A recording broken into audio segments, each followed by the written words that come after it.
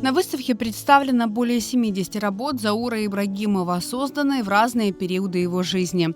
Строгая черно-белая графика в творчестве мастера реализована удивительно богато и многопланово. Художник использует холст и масло, карандаш и тушь, уголь и сангину, пастель и акварель.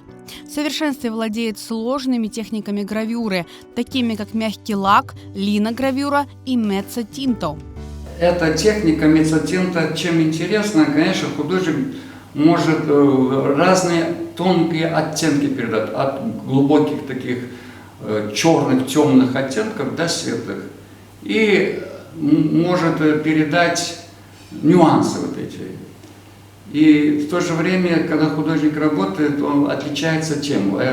Художник сначала наносит шероховатые, делает вот эту доску, называется доска, вот, металлическая пластина.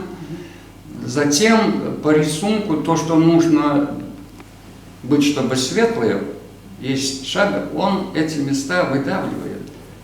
А те места, которые не затронуты, они остаются вот такими шероховатыми, где краска впитывает, и он получается бархатный, тут темный цвет. И поэтому в этой технике немногие работают. Это серия работ, написанных в 1965 году, когда живописец впервые после депортации ступил на крымскую землю. О трагической странице в истории своего народа Заур Ибрагимов знает не понаслышке. 7-летним мальчишкой его выгнали из родного дома. Депортация – одна из ключевых тем его творчества. Эти работы выполнены в непростой в исполнении технике афорт.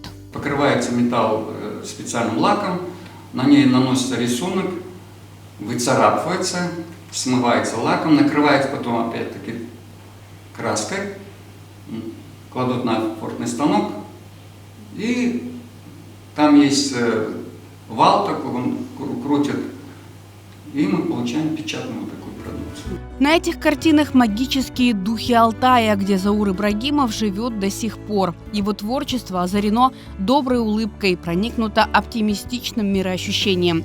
Работы Ибрагимова хранятся в частных коллекциях США, Австралии, Германии и Австрии.